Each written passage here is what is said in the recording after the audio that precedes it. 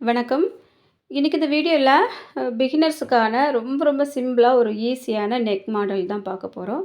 Round நெக்ல இந்த stone lace மட்டும் வச்சு, அத கொஞ்சம் வித்தியாசமா மாடலாட்டம் ஆக்கி எப்படி தைக்கலாம் அப்படிங்கிறத பார்க்கலாம். இப்போ புதுசா தைக்கிறவங்களுக்கு நெறைய பேருக்கு யூஸ்ஃபுல்லா இருக்கும். அதுவும் இல்லாம இப்போ இந்த சீசன் இருக்கு இல்லையா? அந்த டைம்ல அவசரமா தைக்கும்போது, அ கொஞ்சம் குறைவான பட்ஜெட்லயும் ஈஸியா தைக்கிற மாரியும் இருக்கும். பார்க்குறதுக்கு நல்லாயிருக்கும். வீடியோவ ஸ்கிப் பண்ணாம முழுமையா பாருங்க. இந்த ஸ்டோன் லேஸ் வந்து நான் எப்படி தைக்கிறது அப்படிங்கிறதையும் கொஞ்சம் தெளிவா சொல்லியிருப்பேன். அதனால வீடியோவ ஸ்கிப் பண்ணாம பாருங்க. இப்போ வந்து நல்ல கிளாத்லயும், லைனிங்லயும் முதுகு பக்கத்த வந்து கட் பண்ணி எடுத்து வச்சிருக்கேன். இப்போ லைனிங்கில நான் வந்து நெக்கோட உயரம் ஒரு 9 1/2 இன்ச்சு மார்க் பண்ணிக்கிட போறேன். இதோட அகலம் வந்து 2 1/2 இன்ச்சு. 2 1/2 இன்ச்ச இந்த இடத்துல அகலத்த மார்க் பண்ணியாச்சு. மேலேயும் 2 1/2 இன்ச்சு அகலம் வந்து மார்க் பண்ணிடலாம். இப்போ மேலேருந்து கீழே வரைக்கும் நேரே கோடு போட்டு ஒரு பாக்ஸ் ஆட்டம் வரைஞ்சி விட்டுட்டு, இதுக்குள்ளே நம்ம வந்து கழுத்தை வரைய போகிறோம். கழுத்து வந்து நார்மலாக ரவுண்டு நெக் தான். எப்பவும் எப்படி வரைவோமோ அதே மாதிரி வரைஞ்சிக்கிடலாம். இப்போ இதை லைனிங்கில் மட்டும் முதல்ல கட் பண்ணி எடுத்துக்கிட போகிறேன். 2 கிளாத்தும் சேர்த்து போட்டிருக்கோம் அப்படின்ட்டு 2யும் சேர்த்து கட் பண்ணிடாதீங்க. அது வந்து சரியாக வராது. முதல்ல எப்போவுமே லைனிங்கை கட் பண்ணிவிட்டு அதுக்கப்புறமா தான் நல்ல கிளாத்தை கட் பண்ணணும். இப்போது லைனிங்கை கட் பண்ணதுக்கப்புறமா நல்ல கிளாத்தில் கொஞ்சம் அந்த கம்மியாக கட் பண்ணியிருப்பேன். உங்களுக்கு பார்த்தாலே தெரியும். கரெக்டாக லைனிங்கோட அளவுக்கே கட் பண்ணக்கூடாது. கொஞ்சம் கிளாத் வந்து அதில் நம்ம தைக்கும்போது நிற்கிற மாதிரி தான் கவனித்து கட் பண்ணணும். இப்போ நல்ல பக்கத்துக்கு மேலே லைனிங் வச்சுட்டு அப்படியே நெக்கோட அளவு 1/4 இன்ச்சு அந்த அளவுக்கு தையல் போட்டு வெளியே எடுத்துக்கிட போகிறேன். இனி அந்த உள்பக்கமாக கொஞ்சம் நல்ல கிளாத் அதிகமாக நிற்குது பாருங்கள். இதை வந்து அப்படியே கட் பண்ணி விட்டுறலாம். கட் பண்ணி விட்டதுக்கப்புறமா நம்ம வந்து அந்த லைனிங் தான் சரியான அளவு இல்லையா? அதில் அந்த வளைவுகள் எல்லாம் சின்ன சின்ன கட் கொடுத்து எடுத்து வைக்கணும். அப்போ தான் நம்ம வந்து கழுத்து திருப்புறதுக்கு சரியாக வரும். அப்படி இல்லைனா இந்த கட் பண்ணி விடாமல் திருப்பிட்டீங்க அப்படின்னா கழுத்து ஒரு மாதிரி நெளிஞ்சிட்டு தையலெல்லாம் அந்த இடத்துல சீக்கிரமாக விட்டுரும். நூலில் கட் ஆகிற அளவுக்கு அங்கங்கே சின்ன சின்ன கட் கொடுத்து விட்டுட்டு அப்படியே லைனிங்கை மட்டும் திருப்பி லைனிங்கில் பதிவு தையல் போடலாம். இந்த தையல் வந்து நல்ல கிளாத்தில் படக்கூடாது. இப்போ பதிவு தையல் போட்டு வெளியே எடுத்தாச்சு. இனி அந்த 2 கிளாத்தையும் சேர்த்து வச்சு விளிம்பில் தையல் போடணும். இந்த தையல் போடும்போது லைனிங் வந்து வெளியில் தெரியவே கூடாது. அப்படியே விளிம்பிலே போடுங்க. இந்த கிளாத் பார்த்திங்கன்னா கொஞ்சம் நல்லா திக்காக இருக்குது. நல்ல ஒரு ஜரிகை கிளாத்து மாதிரி. அதனால் நீங்கள் வந்து இப்போ அவசரத்துக்கு ஹெம்மிங் பண்ண முடியாது, எனக்கு டைம் இல்லை அப்படின்னா இந்த மாதிரி கிளாத்தெல்லாம் இப்படி நீங்கள் அடித்து திருப்பி இந்த விளிம்பில் ஒரு தையல் போட்டு விட்டாலுமே போதும். ரொம்பவே நல்லாயிருக்கும், நீட்டாகவும் இருக்கும். ரொம்ப அவசர நேரத்தில் இந்த மாதிரி கூட பண்ணிக்கிடுங்க. ஏன்னா இப்போ நமக்கு வந்து தீபாவளி சீசன் ரொம்ப சீக்கிரமாக நெருங்கிட்டு துணிகள் வந்து அதிகமாக இனிமே தான் வர்றதுக்கு வாய்ப்பு இருக்குது. அப்போ நம்ம வரக்கூடிய துணியே வேண்டாம் டைம் இல்லை அப்படின்னு சொல்லி விடுறதுக்கு இல்லாமல் இந்த மாதிரி கொஞ்சம் நெக்கெல்லாம் சிம்பிளாக வச்சுட்டு அதில் ஒரு லேஸ் ஒர்க்கோ ஸ்டோன் ஒர்க்கோ வச்சு நம்ம தைச்சி கொடுத்துட்டோம் அப்படின்னா கொஞ்சம் பார்க்குறதுக்கு நீட்டாகவும் இருக்கும். இப்போ இந்த சரியான அளவு முதுகு உயரத்தை மடித்து அடிச்சுக்கிட போகிறேன். இதில் டாட் வந்து நான் இப்போ பிடிக்க மாட்டேன், கடைசியில் தான் பிடிப்பேன். ஏன்னா ஒவ்வொரு மாடலுக்கும் ஒவ்வொரு மாதிரி நம்ம வந்து டாட் வந்து பிடிக்கணும் அப்படின்ட்டு நான் நிறைய வீடியோவில் சொல்லியிருக்கேன். இப்போ முதுகு மடித்து தைச்சாச்சு இல்லையா? நல்ல பக்கத்தை எடுத்துட்டு அப்படியே 2ஆ மடிக்கலாம். சரியாக 2ஆ மடிச்சுட்டு இந்த முதுகு பக்கம் இருக்குது பாருங்க, இதில் சென்டரில் ஒரு கோடு போட்டுடலாம். இது எதுக்காக அப்படின்னா அந்த நடுப்பகுதி தெரியறதுக்காக. இப்போ அப்படி மடித்து வச்சுருக்க பக்கத்தில் அந்த நெக்கோட வளைவு வருது இல்லையா? அந்த வளைவுக்கு கொஞ்சம் மேலேருந்தே வெளிப்பக்கமாக அந்த மாதிரி வளைவாக போட்டு கீழே வந்து கொஞ்சம் கார்னராக வர மாதிரி முடிக்கலாம். ஒரு இதழ் வடிவத்தில் முடிச்சிடலாம். உங்கள் நெக்கோட சைஸு அந்த அந்த முதுகோட உயரம் எந்த அளவுக்கு இருக்கோ அதுக்கேற்ற மாதிரி நீங்கள் வந்து தேவையான அளவுக்கு இந்த மாதிரி வரைஞ்சிக்கிடுங்க.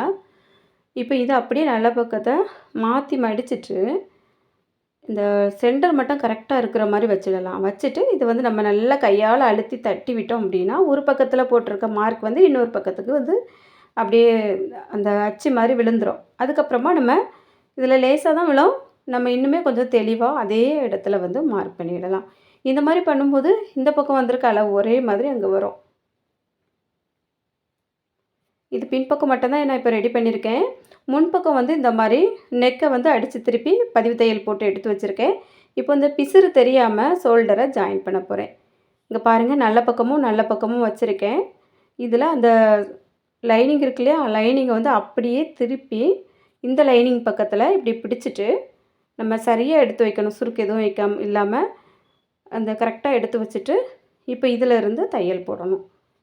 நம்ம ஷோல்டர் பிடிக்கிறதுக்கு 1/2 இன்ச் அளவுக்கு இடம் விடுவோம் இல்லையா? அந்த இடத்த கனெக்ட் பண்ணி தையல் போட்டுறணும்.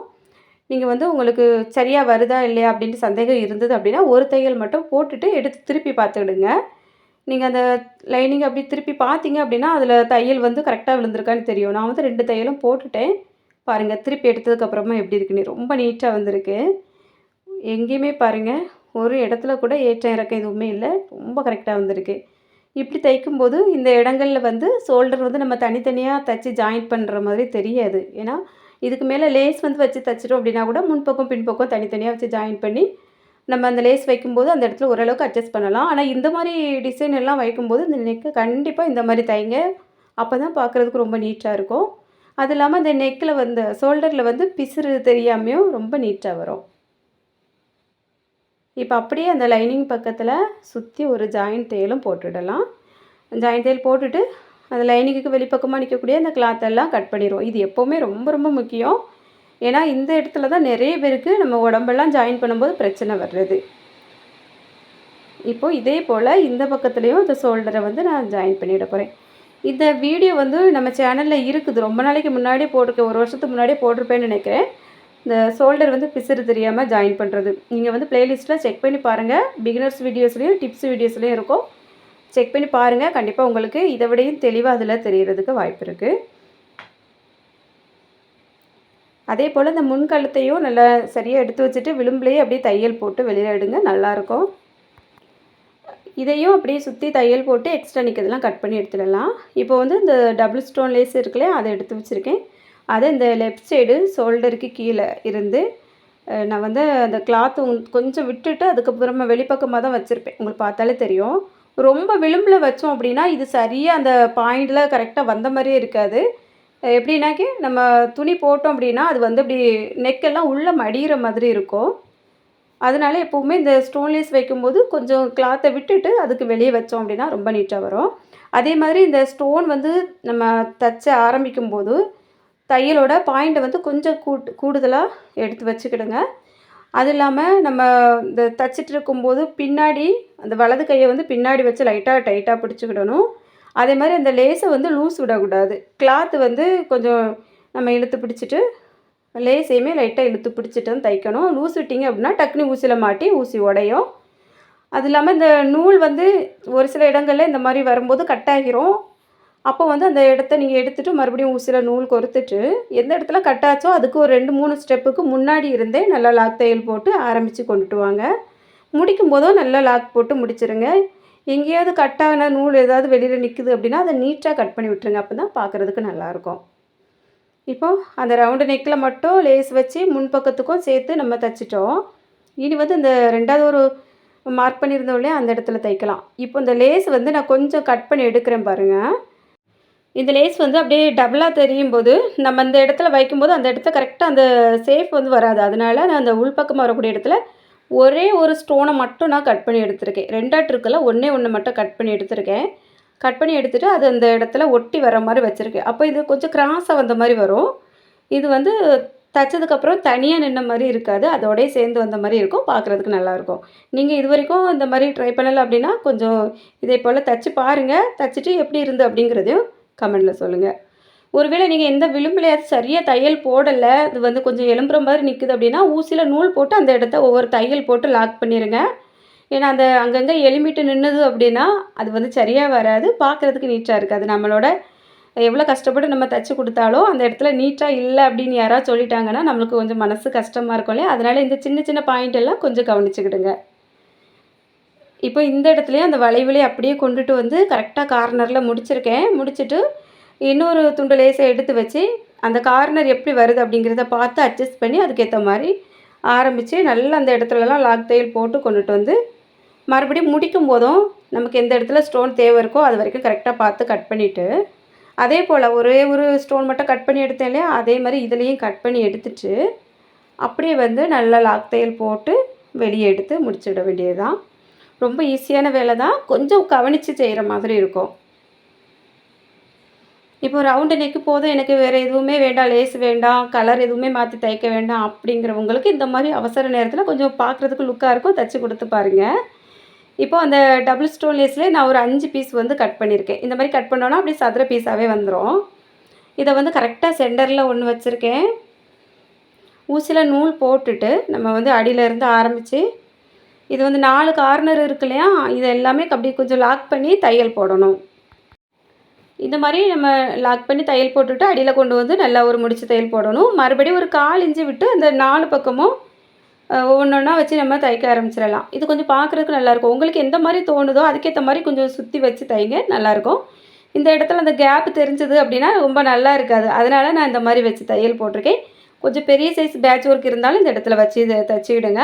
அப்படி இல்லைனா இந்த டபுள் ஸ்டோன் லேஸே நம்ம கொஞ்சம் வாங்கும்போது செட்டாகவே வந்திருக்கோம் இல்லையா, கட் பண்ணாமே இருக்கும். அப்படி இருந்ததுன்னா ஒரு 4 பீஸாகவே அப்படி கட் பண்ணி வச்சிங்கனாலும் பெரிய ஒரு முக்கோண ஷேப்புக்கு வந்துடும். அதுவும் கூட இந்த இடத்துல வைக்கலாம், நல்லாயிருக்கும். இப்போது நான் தச்சு முடிச்சுட்டு லாக் போட்டு எடுத்து காமிக்கிறேன். எப்படி இருக்குது அப்படிங்கிறத கண்டிப்பாக கமெண்ட்டில் சொல்லுங்கள். ஏன்னா பிகினர்ஸ் நிறைய பேர் சிம்பிளான டிசைன் வந்து அப்லோட் பண்ணுங்கன்னு கேட்டுகிட்டே இருக்கீங்க.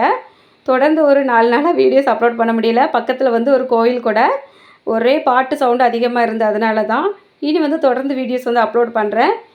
இந்த நெக்கை சுற்றியும் நம்ம வந்து முன்பக்கம் வரைக்கும் லேஸ் வச்சு தைச்சிருக்கோம். அது இல்லாமல் இந்த ஷோல்டர் வந்து பிசுறு தெரியாமல் தைச்சதும் ரொம்பவே நீட்டாக இருக்குது பாருங்கள். இப்போ இந்த வீடியோ வந்து பிகினர்ஸ்க்கு ரொம்ப யூஸ்ஃபுல்லாக இருக்கும் அப்படின்னு நான் நினைக்கிறேன். உங்களுக்கு எந்த அளவுக்கு யூஸ்ஃபுல்லாக இருந்தது அப்படிங்கிறது மறக்காமல் கமெண்ட்டில் சொல்லுங்கள். இந்த வீடியோ பிடிச்சிருந்தா மறக்காமல் ஒரு லைக் கொடுத்துட்டு, நீங்கள் இன்னும் நம்ம சேனலை சப்ஸ்கிரைப் பண்ணலன்னா சப்ஸ்கிரைப் பண்ணிவிட்டு பக்கத்தில் இருக்க பெல் பட்டனை ஆன் பண்ணிடுங்க. இது வரைக்கும் இந்த வீடியோ பொறுமையாக பார்த்த எல்லாருக்கும் ரொம்ப ரொம்ப நன்றி. வணக்கம்.